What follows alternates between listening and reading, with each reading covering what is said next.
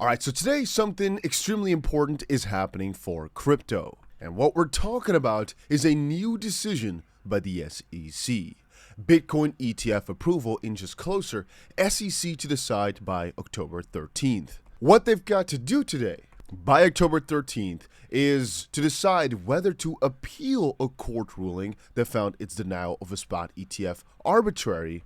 And if they do not appeal, it is likely that Grayscale's Bitcoin ETF, or as of this point Trust, will be converted into a Bitcoin spot ETF.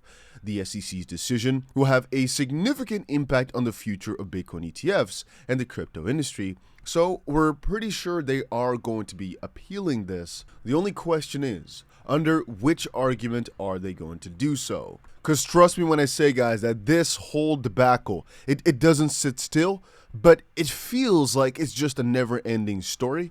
𝗕𝗏𝗪 shared, it's worth noting that this letter from Rep. James Comer, who has a track record of showing he's not afraid to subpoena government agencies, he's also given a 1-week deadline for Gary Gensler to produce the requested documents. A Capitol Hill source says Comer comes to play. And the overwhelming response was, stop talking about what you can potentially go ahead and think about maybe perhaps at some point and one day doing, but actually go ahead and do something. And then again, I'd say that's politics for you for the most part, talking, right? Now, I can say it's a good step. I can say it's a nice little announcement, even though it is kind of BS. But again, the point being here that they're inching in closer and closer on towards Gary Gensler. And so if he comes up with another stupid excuse right here, perhaps this time around, he's not going to be able to salvage it much longer.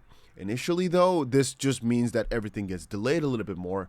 And if they do not reply, or if they say, hey, we don't want to contest, that would be crazy. But that would mean a Bitcoin spot ETF nearly instantly. And most people over on X and YouTube and all the analysts are saying the moment these ETFs get approved, it's going to be a surge. So I'm readying you guys that today something could happen. I believe the SEC will just go ahead and appeal. So I don't think something crazy will happen, except for just another negative letter. And that negative letter will still be pretty crucial, as they're going to have to explain why Grayscale's ETF here is like risky, so to speak.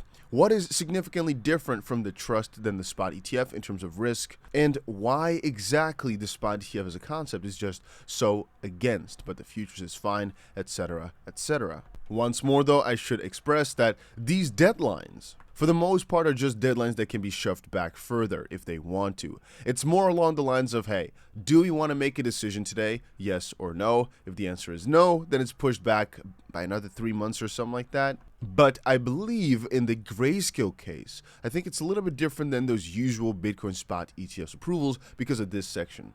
The SEC's next steps include deciding whether to appeal the case to the U.S. Supreme Court, provided a certiorari petition is accepted. Alternatively, they can request an en banc panel from the Court of Appeals to review the ruling. If the SEC chooses not to challenge the court will probably tell them what to do next.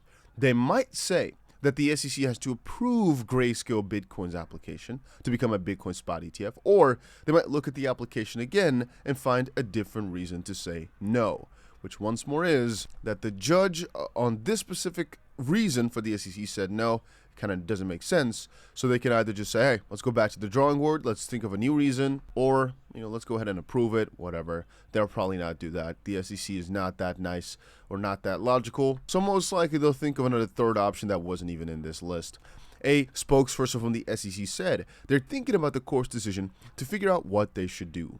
On the other hand, Grayscale Investments is very committed to working closely with the SEC to help, get this spot ETF rolling.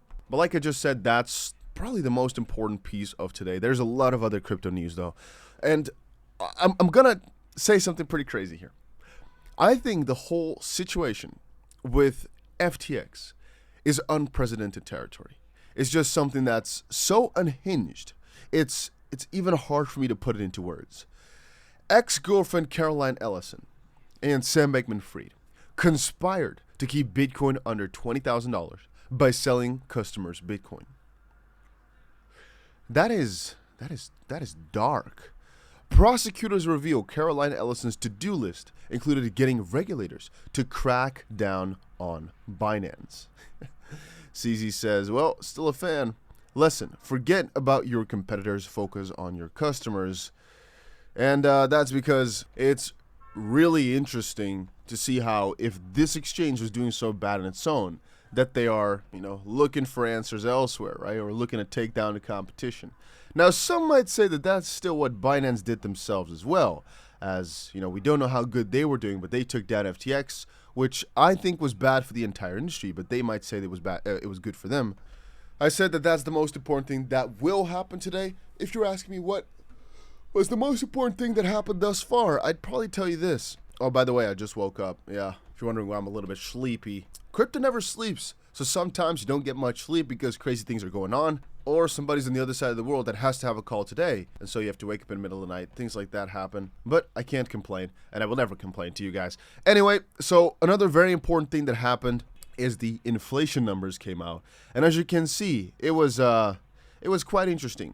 So core inflation went from 4.3 to 4.1%, and the normal, well, what is normal? But the inflation rate traditionally went from 3.7 to 3.7%. Core, as you can see right here, excludes very volatile items which are essential as food and energy. It's just, I guess, the core of your country without core, because I think food is pretty core. But at the same time, some other interesting things were happening. For example, US debt rose by $1.2 billion per hour for the past 19 days.